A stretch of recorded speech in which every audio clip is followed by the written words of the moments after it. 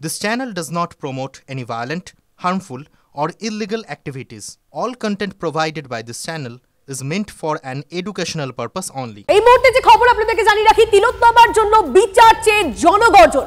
হাইকোর্টের অনুমতি নিয়ে মিছিলে ডাক্তাররা কলেজ স্কয়ার থেকে রবীন্দ্র সদন পর্যন্ত মিছিল।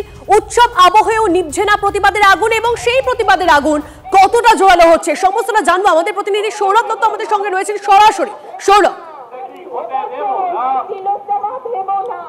দেখো এই মুহূর্তে বিবি গাঙ্গুলি স্ট্রিট হয়ে সেন্ট্রাল এভিনিউ থেকে রবীন্দ্র সদনের আলোচনা মঞ্চ, সেই মঞ্চের তরফে চিকিৎসকদের ডাকে নাগরিক সমাজ তাদের যে মিছিল, সেই মিছিল এগিয়ে চলেছে পায়ে দীর্ঘ পথ, এবং এই পথ শেষে রানুছায়া মঞ্চে তিলোত্তমার বাবা মা তারাও হাজির থাকবেন সেখানকার সভাস্থলে। আর তেমনটাই কিন্তু এখানকার চিকিৎসকেরা জানাচ্ছেন। আজকের এই মিছিল মহালয়ার আগের দিন, কি বার্তা? দেখুন, এটাই তো বার্তা যে আমরা সবাইকে এই বার্তাই দিতে চাই যে মানুষের ক্ষোভ, মানুষের ক্রোধ রাজপথে আছড়ে পড়ছে, এবং আমরা কল দিয়েছিলাম যে 1 তারিখ একটাই লক্ষ্য, সেটা হচ্ছে অভয়ার ন্যায় বিচার, এবং তার সঙ্গে যা আছে সেটা হচ্ছে থ্রেড সিন্ডিকেট থেকে শুরু করে সবটার এই পশ্চিমবঙ্গ থেকে বিতরণ। আমরা শুধু এই বার্তাই দিতে চাই যে শাসক ভয় দেখানোর চেষ্টা করছে। শাসককে জুনিয়র চিকিৎসকেরা কর্মবিরতিতে চলে যাচ্ছেন, পূর্ণ কর্মবিরতি। সেই যে পূর্ণ কর্মবিরতি, এর ফলে মানুষ হয়রানির শিকার হচ্ছেন। প্রশ্ন উঠছে এর দায় কার? দেখুন, এর জুনিয়র চিকিৎসক যারা আছে তাদের আন্দোলন করবার অধিকার আছে, এবং শাসক দলের এমএলএ এমপি তারা মানুষকে প্ররোচিত করছে।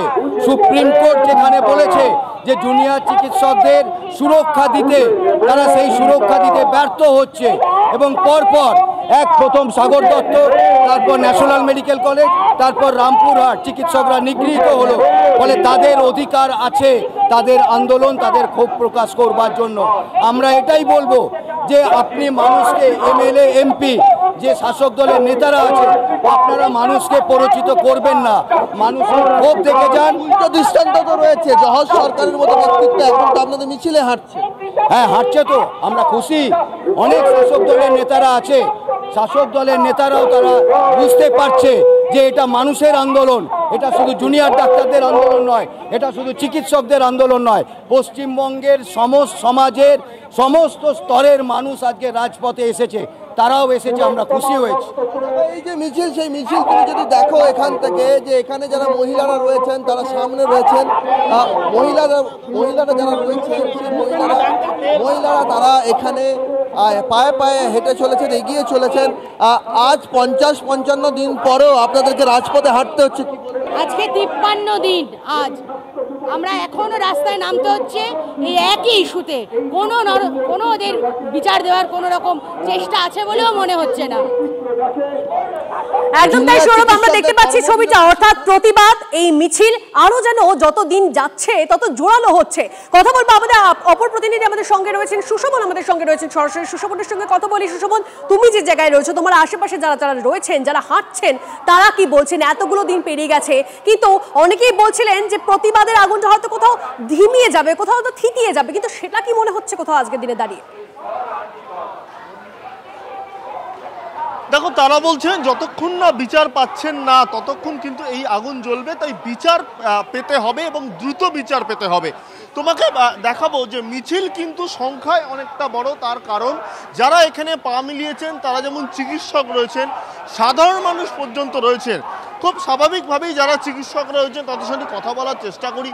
আচ্ছা, এতগুলো দিন বাদেও আজকেও আপনাদের করে পথে নামতে হচ্ছে, হাতে ব্যানার রাখতে হচ্ছে, সেই বিষয়টা যথেষ্ট তাৎপর্যপূর্ণ, এবং বিচারটাই বোধহয় এখন সব দরকার, এবং দ্রুত বিচারটা, সেই দাবিটাই বারবার জোরালো। ঠিক, আমরা প্রথম থেকেই যেটা বলছি যে এদের বিচারটা খুব ইম্পর্টেন্ট। এক হচ্ছে যারা এই কাণ্ডটা ঘটিয়েছে, যারা এই কাণ্ডটাকে লুকোনোর চেষ্টা করেছে, এবং যারা এই কাণ্ডটাকে হোয়াইট ওয়াশ করে দেওয়ার চেষ্টা করছে, এই 3 পক্ষেরই বিচার ইজ ভেরি এসেনশিয়াল।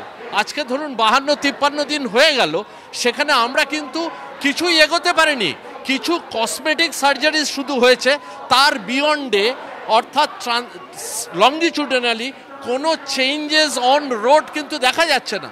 প্রত্যেকটা মানুষ, ডাক্তার হোক যাই হোক, প্রত্যেকটা মানুষ কিন্তু আজকে ভীত সন্ত্রস্ত, কারণ তারা বুঝতে পারছে তাদের বিরুদ্ধে যদি কিছু হয় তাহলে কিন্তু ঘটনাটাকে ধামাচাপা দেওয়ার জন্য অ্যাডমিনিস্ট্রেশন উঠে পড়ে লাগবে, যেটা সুপ্রিম কোর্ট বলছে, যেটা লোকাল কোর্ট বলছে। সুতরাং প্রত্যেকটা মানুষের একটা ভয় ঢুকে গেছে, আমাদের রাস্তায় নামা ছাড়া আর কোনো উপায় নেই। অর্থাৎ প্রতিবাদ আরো জোরালো হচ্ছে, বোঝাই যাচ্ছে। সাধারণ মানুষ তো ভোগান্তির শিকার হচ্ছেন, তাদের কথা কে ভাবে?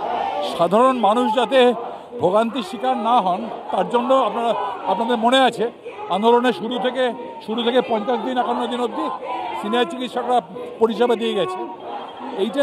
এইটা নিয়ে আমাদের জয়েন্ট প্ল্যাটফর্ম অফ ডক্টরসের এখনও আলোচনা হয়নি। আলোচনা হলে পরে আমি জয়েন্ট প্ল্যাটফর্মের সিদ্ধান্ত বলতে পারবো।